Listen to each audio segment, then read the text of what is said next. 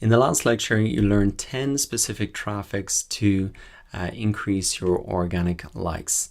Now, I hope you've taken action on some of those. I have, and I've taken a little bit of a break from recording. I've let those marketing campaigns run. And now what I want to do in this lecture is really share those results with you and to guide you through Facebook Insights. It's Facebook's reporting system, their analytics system, and I'll really show you how to find growth opportunities in these reports. The first thing I think you should think about when you're approaching Facebook Insights is think about Facebook Insights as your own personal marketing advisor. The reports in Facebook are definitely not that scary. They're easy to understand. And you should really consult Facebook Insights to find out which types of posts really resonate with your audience and then post these more often. You don't need to guess your way to success on Facebook. So we're going to look at these 5 different reports.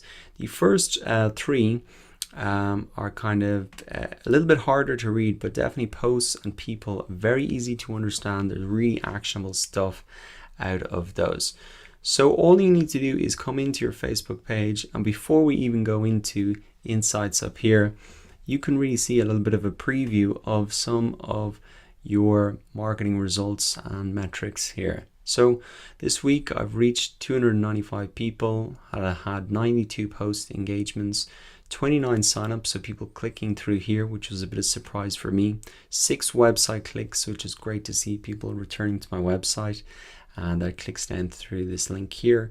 And also I got 2 5-star reviews, which is not something I expected, but was great to see.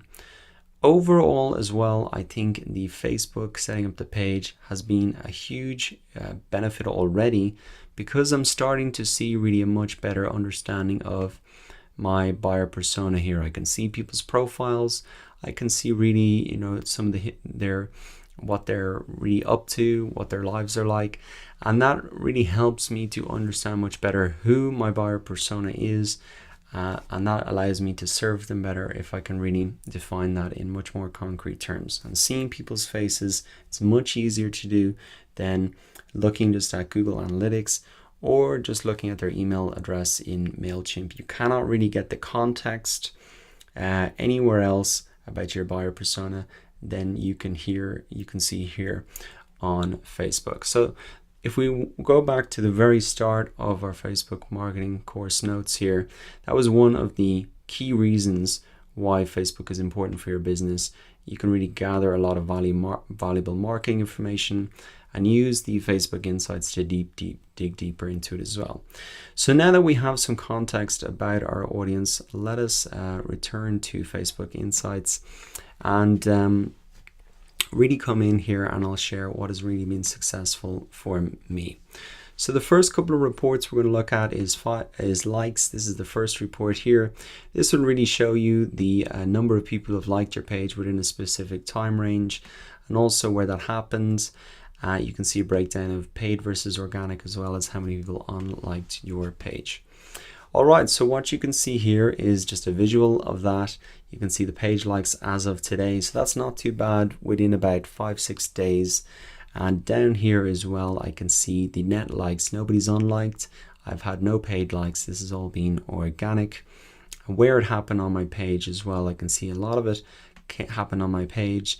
Some coming from page suggestions, and some coming from uncategorized desktop and mobile there as well. So that's a quick one. You're just really seeing that top line figure, how many page likes as of today. The next report is really reach. This is an important metric because it tells you how many people have seen your posts. You can also see positive engagement metrics such as likes, comments, and shares. So there is a report here, and I think this is not as maybe easy to look at, although you can see the number of likes, etc., as maybe just coming into your Facebook page itself. Coming into your Facebook page itself, you can really see the reach per post. So 372 reached here, which is great to see. That's a lot bigger than my page likes. So obviously that is extended out of my social graph into other people's, and I think a big part of that was I suggest people tag a friend or colleague you can take the course with, And a lot of people did that. They tagged their friends, and that allowed me to extend the reach of this post really beyond the limited amount of likes that I had when I kicked this whole thing off. So you can see this got a huge amount of engagement, but really keeping focused on the reach here, I can see that on a per post basis. And personally, I think that's an easier place to look at it than inside of the reports. But now you know what it is. It's really shows you how many people have seen your posts. Now visits, this has actually been relabeled slightly. So let me show you where this is, and I'll update that afterwards. That is really page views. And what I can see here, the total views, total people who viewed, and really the top sources. That's probably the most interesting thing in this report. Really the sources of the views of my page coming from Facebook itself, and then people coming from Udemy. Moving down, then we have the fourth post where we can really get insights, which is the post report. And this really analyzes your content based on post type. Now this is probably the most actionable report that's going to be in here. Straight away, it's very easy to read because you can see a preview of the posts that you've made, the date that you published them, the type of posts. And I can see very clearly here straight away that the Facebook contest that I set up to win 2 free passes to this course has been working extremely well. There's a video in there, it's reached a lot of people, and there's been a lot of engagement on it as well because I've kind of incentivized people to engage. And so I'm going to think about how I can do more of these type of contests to really engage people. Also, if I look here at this post that I made quite recently, I suggested that people tag a friend. Let me open this up to make it a little bit easier to see. But essentially, I've tried to encourage people to share this with their friends. And already I can see the results that is working there. So I'll show you how I wrote this, just so you can maybe implement this for yourself. Tag a friend who liked this 24-point Google Analytics audit checklist. So nobody's tagged just yet, but it's clearly working. A very short title like that. There's been good reach on that already. Also because I have more likes now on my page, more people are seeing that, and there's been some engagement on that as well. So we'll see how that runs out.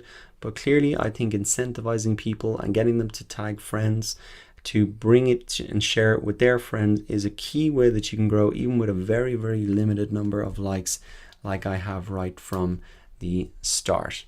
The very last report that we're going to look at is people, and we already looked a little bit at our fan base in terms of the getting context by seeing their profiles. But now let's look at the actual data and see what that has to say. We can come into the people profile here, and there are really 2 tabs here. And as I've said here, people will really show you the demographics of your fan base. You can see things like gender, location, language, and compare people reach versus people engaged. And this is an important comparison here. I can really see that I reached a lot of people in this age group here. And now this might be because I have shared this with my friends. A lot of my friends are in this age bracket. But if I look at actually the people who have engaged, it is actually more males within this age range here. We saw that 18% of my audience are in this segment here.